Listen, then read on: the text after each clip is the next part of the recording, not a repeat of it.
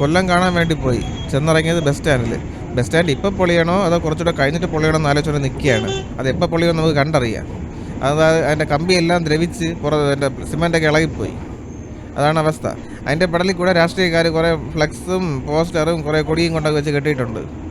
പോരാത്തതിന് എല്ലാം കൂടെ പൊളിഞ്ഞൊന്ന് വീട്ടെന്ന് പറഞ്ഞുകൊണ്ട്. അത് കഴിഞ്ഞിട്ട് നമ്മൾ നേരെ ടോയ്ലറ്റിലോട്ട് പോയി. ടോയ്ലറ്റ് എന്ന് വെച്ചാൽ ടിക്കറ്റ് ഉണ്ട്, 5 രൂപയും 10 രൂപയും. ഈ ടിക്കറ്റ് എന്ന് പറയാനേ ഉള്ളൂ, ഒട്ടും വൃത്തിയില്ല. പൈസ ഒക്കെ വാങ്ങിക്കും, പക്ഷേ ഒട്ടും വൃത്തിയില്ല. അകത്ത് കയറി ഫോട്ടോ എടുക്കുന്നത് ഭയങ്കര മോശമായതുകൊണ്ട് ഫോട്ടോ എടുത്തില്ലെന്നേ ഉള്ളൂ.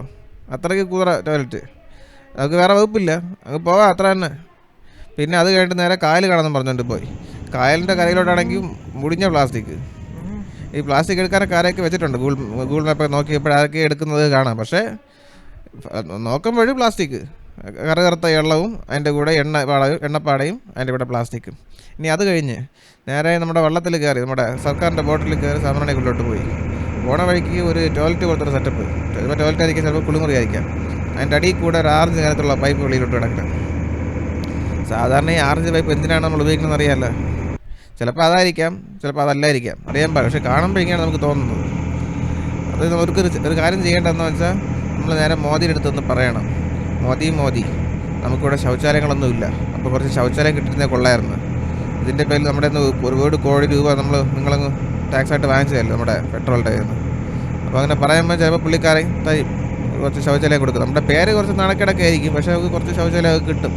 അത് വലിയ കുഴപ്പമൊന്നും അങ്ങനെ പറയാനില്ല. പിന്നെ അതിന് കഴിഞ്ഞില്ലെങ്കിൽ കളഞ്ഞിട്ടങ്ങ് പോവുക. എന്തയ്യേ, ഇവിടെ വേറെ ആളുകളൊക്കെ നോക്കിക്കോളും. ഇനി അത് കഴിഞ്ഞ് നേരെ സാമ്രാണിക്കൊടിയിലോട്ട് പോയി. അവിടെ പോയപ്പോഴുള്ള അവസ്ഥ എന്തെന്ന്, അവിടെ കുറേ കണ്ടൽ കാടുകളൊക്കെ ഉണ്ട്, അതിൻ്റെ ഇടയിൽ മൊത്തം പ്ലാസ്റ്റിക്. ഇതെന്ത് ചെയ്യാൻ അടുത്ത് പറയാൻ.